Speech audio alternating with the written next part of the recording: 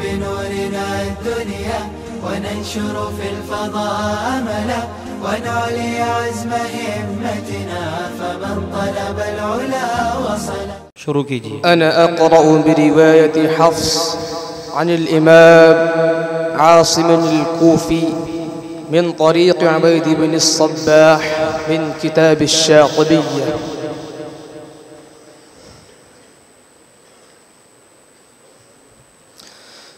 أعوذ بالله من الشيطان الرجيم.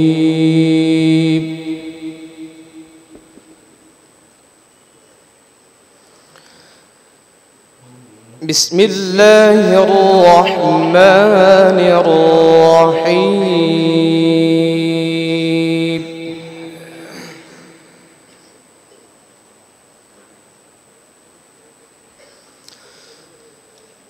ولقد آتينا داود وسليمان علما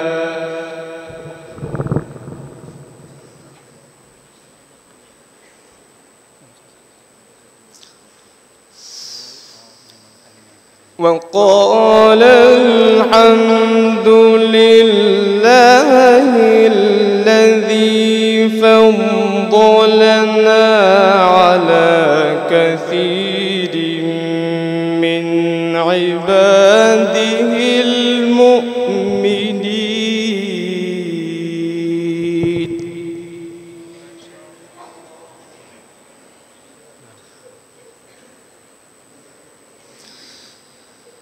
وورث سليمان داود وقال يا أيها الناس علمنا منطق الطير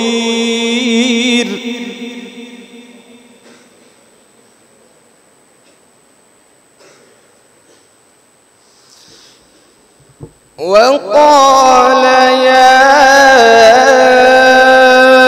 أيها الناس علمنا منطق الطير وأوتينا من كل شيء.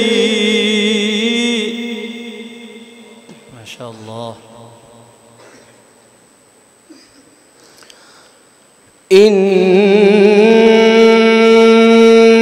هذا لهو الفضل المبين.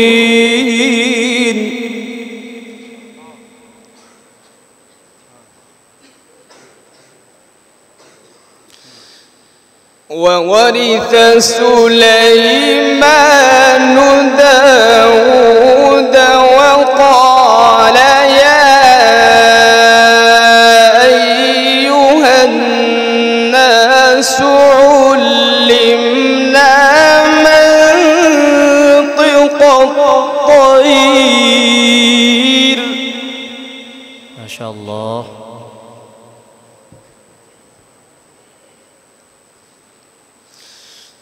وقال يا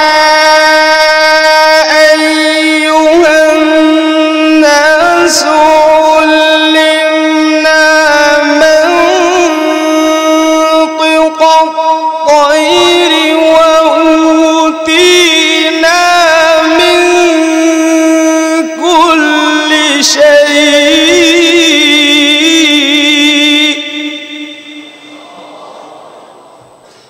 أحسنت.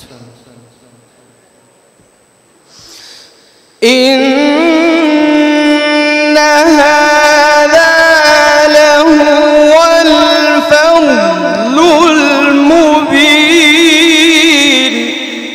ما شاء الله.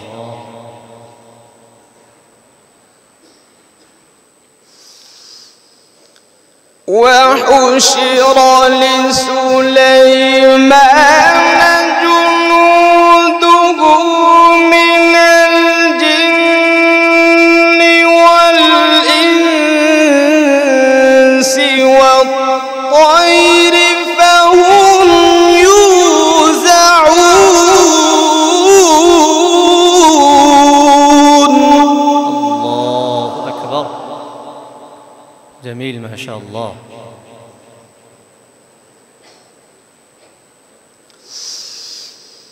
حتى إذا أتوا على واد النمل قالت نملة يا أيها النمل ادخلوا مساكنكم. أحسنت وزينت يا قارئ، بارك الله فيك.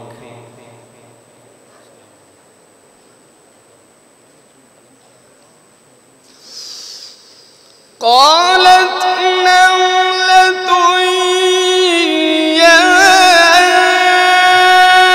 أيها النمل ادخلوا مساكنكم لا يحطمنكم سليمان وجنوده وهم لا يشعرون.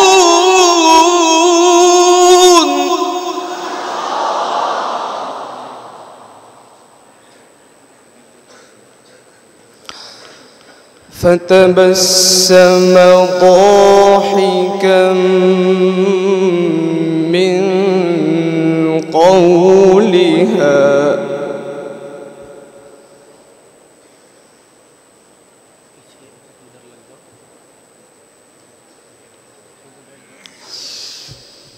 وقال رب أوزعني أن أشكر نعمتك التي أنعمت علي وعلى والدي وأن أعمل صالحا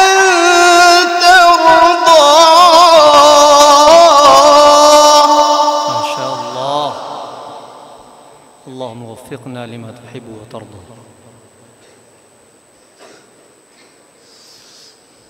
وأن أعمل صالحا ترضاه وأدخلني برحمتك في عبادك الصالحين.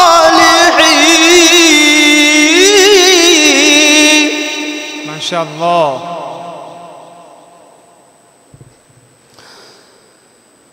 وأدخلني برحمتك في عبادك الصالحين.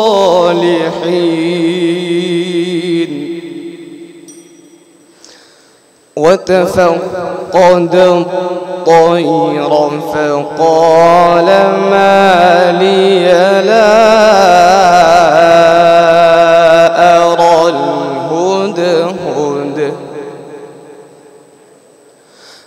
أم كان من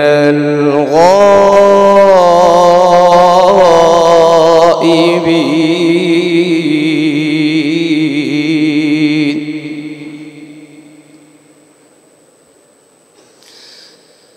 وأن أعمل صالحا ترضاه وأدخلني برحمتك في عبادك الصالحين. ما شاء الله. وتفقد الطير فقال ما لي لا أرى الهدهد أم كان من الغائبين.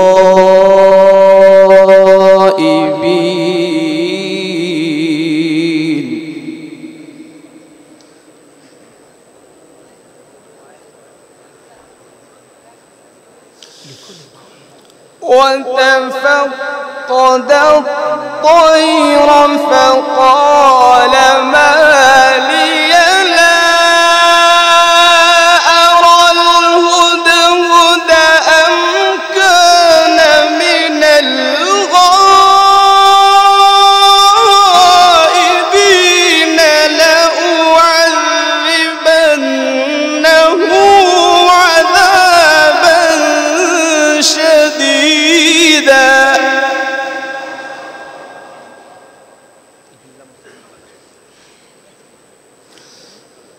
لأعذبنه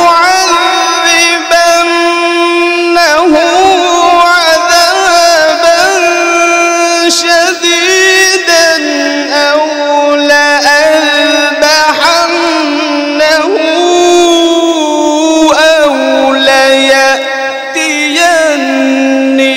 بسلطان مبين. ما شاء الله. فمكث غير بعيد فقال أحطت بما لم تحط به وجئتك من سبأ بنبأ يقين.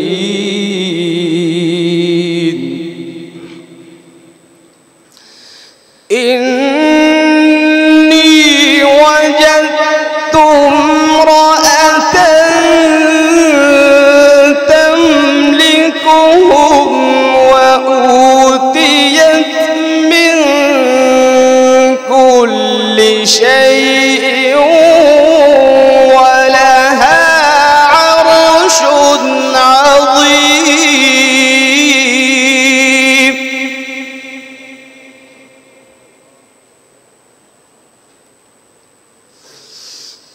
وجدتها وقومها يسجدون للشمس من دون الله